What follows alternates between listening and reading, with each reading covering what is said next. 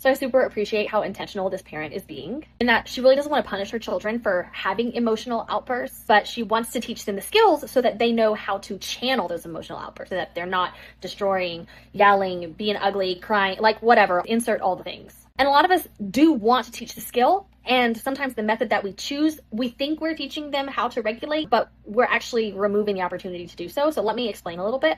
I want to offer you a small reframe because I can completely understand where you're coming from with the timeout. Like, we need some space, let's get ourselves under control first, and then come back and deal with whatever got us upset. That's how I'm envisioning it. And as an adult, I could see doing that myself. I could see, you know what, I just need a minute, removing myself, doing a regulation technique, doing something to put me in a position to return with connection and safety in order to deal with the problem at hand. But I have an adult brain. Children do not have those. So when you send a child away, even with the intentions that you have, which are good intentions, when you send the child away, what that can say is, my caregiver doesn't know how to handle this emotion.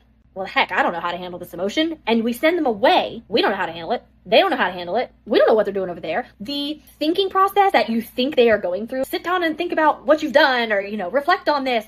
They ain't doing that. They are thinking, shoot, I screwed up. I'm bad. No one understands. How do I get back in the good graces? How do I turn connection and safety back on? And when they come out and they appear regulated, they didn't actually go through a regulation strategy. What they did was they adapted. Okay, so they had to become someone who could re-enter the relationship. And that can look like people pleasing. That can look like controlling their outbursts. But even if they're doing that and we're like, cool, you controlled yourself, that's different than regulating yourself, which is understanding your feelings, how to process them in a safe way, which you want your kids to do, and in a way that communicates to us. Like, we want to have clear communication and then able to effectively problem solve or take accountability for whatever action was done or whatever the case. So control is, hold on to it so nothing bad happens, so that can be accepted back into the social dynamic. And then regulation is, I know how to get my brain from unsafe to safe, and then I can effectively deal with whatever's in front of me. So when a child is overwhelmed, the thinking part of the brain is offline. So being told to calm down or to go calm down before they have those skills is like pressure, even if your intention is a good one.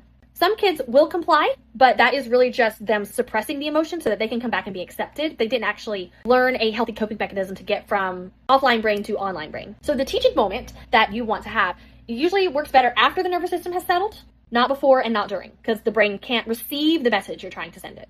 And you're absolutely right. Kids need to learn appropriate reactions and coping tools. It's another thing to say, like, how do we determine the appropriateness of something? So for someone else, so we're just going to think safety and connection. Like, those are the goals. The tricky part is that the kids can't access those tools when they are dysregulated, especially if they haven't learned the tools previously and practiced them. So first we have to make the brain feel safe enough to come back online. Then we teach the skill, and then we practice the skill leading up to emotional outbursts, and watch, rinse, repeat until it becomes second nature. This is what parents do when they're trying to rework the way they respond to their kids. Like, we go through the same process. So you're aiming for responsibility without punishment. I totally get that. We also just want to make sure that we are speaking to their brain state, where their brain is in that moment. And I will be talking about that in my upcoming meltdown class, so that we can understand the nervous system, where their brain is at, how we can hold space for a meltdown. Now, emotional outbursts and tantrums, a lot of the same concepts, but we're going to do things a little bit differently. So if your kid specifically has lengthy, loud, long, sad meltdowns, then I want you to join, because it's going to be good.